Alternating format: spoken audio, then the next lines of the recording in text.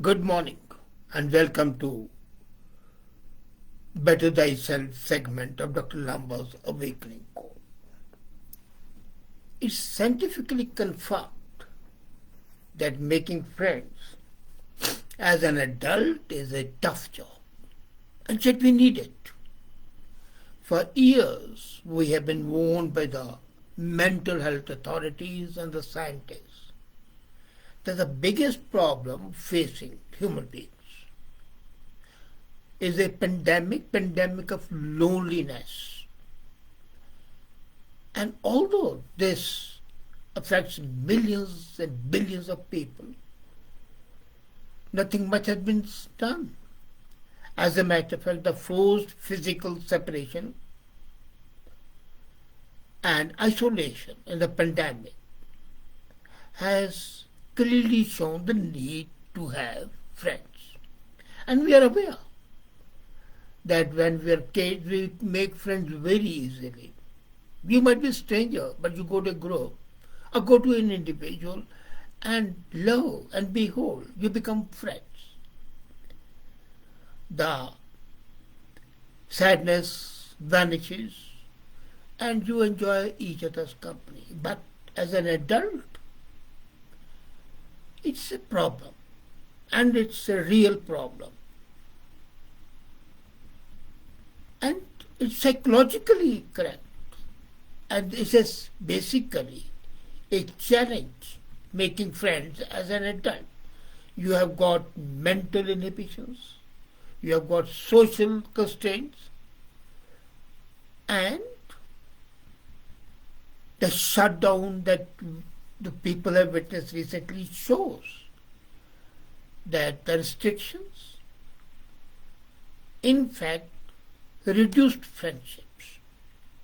And now the people are floundering in the ocean of loneliness, searching for friends.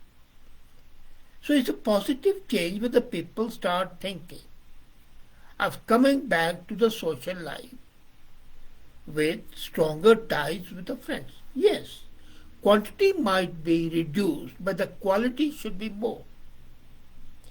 But lots of folks from the pandemic have been lonely. Now, if you have moved from the adult or adolescent stage to the middle age, what are your prospects for growing your circle of friendship? Again, on the other side of the latest wave of Omicron craziness. Now, let me give you the bad news first. You are just not crazy. And if you get the sense that's very hard, very tough, very difficult to make friends as an adult than it was when you were a kid, you are onto something. And you are right. You are not mistaken. The difficulty isn't that you are uncool. The problem is not that you are awkward. It is that the essential building blocks of friendship are harder to come by when you grow up. As I said, the constraints are your education, your social status, your bent of mind, your attitudinal changes, your unwillingness to accept something new, something different, which may not gel with your preconceived notions. And all these are the big stumbling blocks. Now, sociologists have kind of identified the ingredients which are absolutely essential.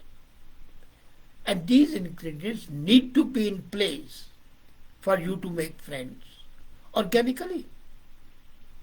And they are continuously unplanned interactions and share vulnerabilities. Unless you can have a shared vulnerability, unless you can have a capability to confront a similar challenge, the friendship would not be there. In childhood, the challenge can be very simple as throwing a pebble in the lake, not when you are an adult. Your attitude towards health, to society, to social structure, to educational background, to the wealth that you have accumulated. All these are impediments and you are running an obstacle race. So, what to do? As you become adult, you have less and less environment where these ingredients of vulnerability and capability to have friends organically without any inhibition, without any mental blocks or problems. So if you want to have a friend, then you have to get over that.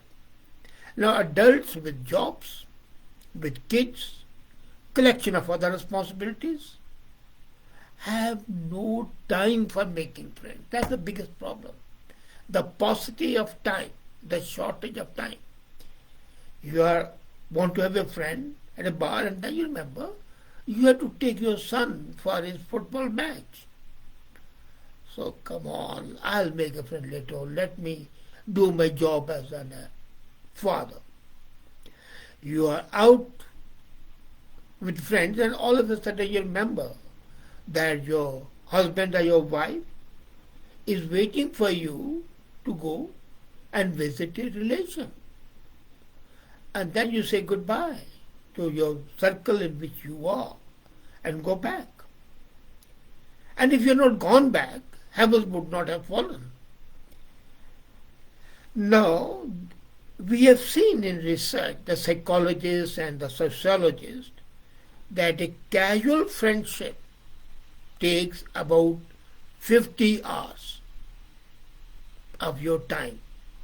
Closer friendship can take 200 hours.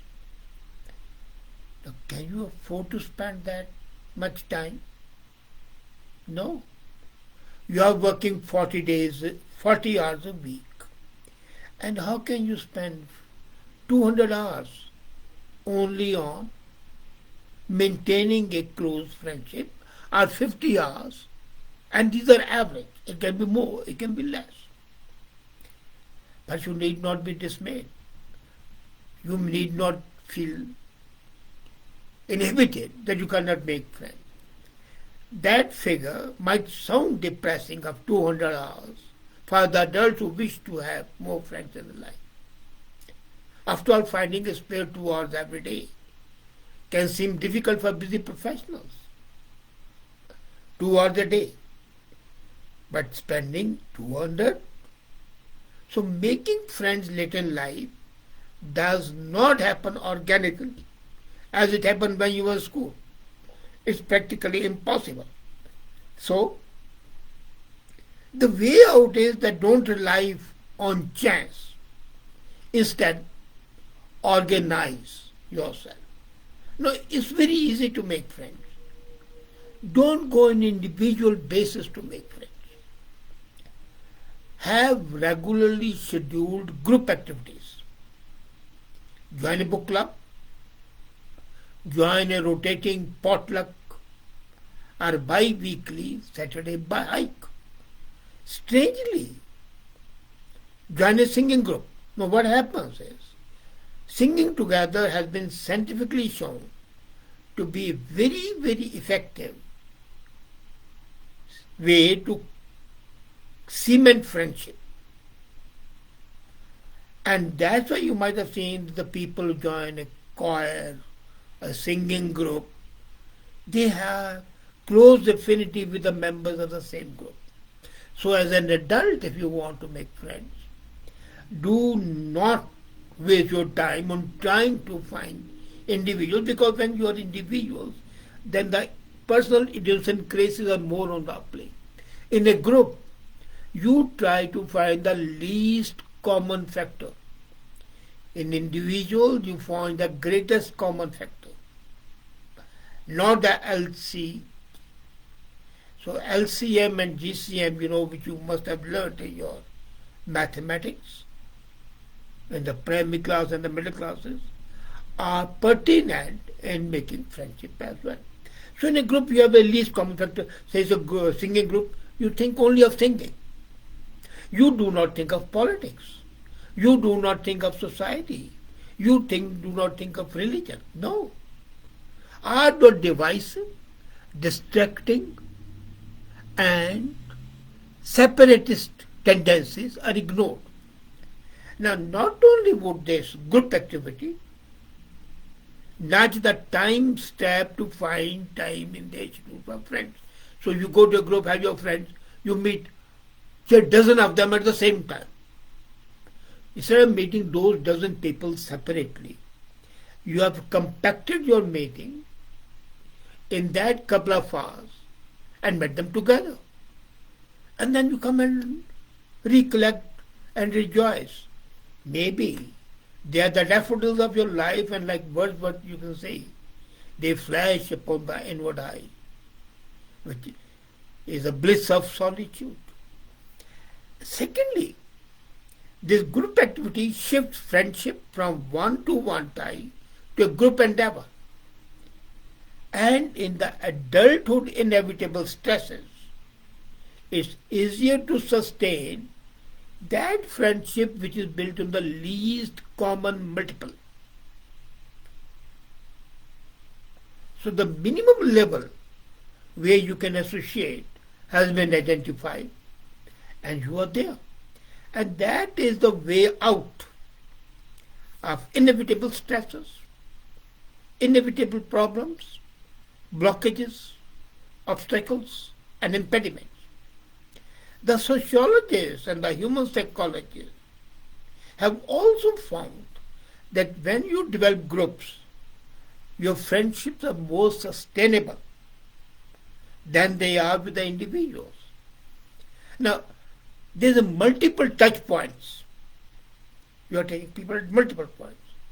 And someone in the group would reach out to all of you and you keep in touch. So one person in that group can be the connecting link. And that connecting link enables you to be a survivor. And to be able to survive and float in the ocean of loneliness is something that is required for every human being. Man is a social animal. And if you are lonely, you are likely to brood and think unnecessary thoughts. It's also very essential to get over your initial shyness and actually ask for the new people's contact information. So when you are an individual, you may not hesitate to ask. But in a group, everybody is giving the information, the contact information. This might make you awkward and vulnerable in an individual, but the reluctance that these conversations are, overcome your fear. You see, it's a human issue. We all have this tendency to think that we are more likely to be rejected than we actually are. So, individual one-to-one you can be rejected, but not in a group. And you need to develop this capability of having more friendship if you want to feel needed. The desire to feel needed is very important for a human being. And if you feel needed, then the issue of loneliness subsides. It's a useful information for anyone feeling isolated, as most of the people now are in the pandemic. 2 years of pandemic mayhem have made people feel really, really sick. The other day, last Saturday, my son invited me to his house. He was having a couple of his families for a get-together, and he said, why don't you come along? And we went there. There were myself and my son's family, my wife, and 2 other families were there. But this small group was such an experience that I found it's not difficult. It needs to break the ice, and it's easy to break the ice in a group. Don't forget, friendships aren't just nice extra. They carry on the top of a Sunday of a successful family work. They are great mood booster, very potent mood booster. And they are also stress buster. Loneliness can be bad for you. And let me tell you something very interesting. If you're lonely, it's as good as smoking a pack a day. Don't be shocked. This has been proved by research. If you feel lonely for one day, it is as bad as smoking a pack of cigarettes every day. The friends help you stay resilient. They help you stay open minded and smarter.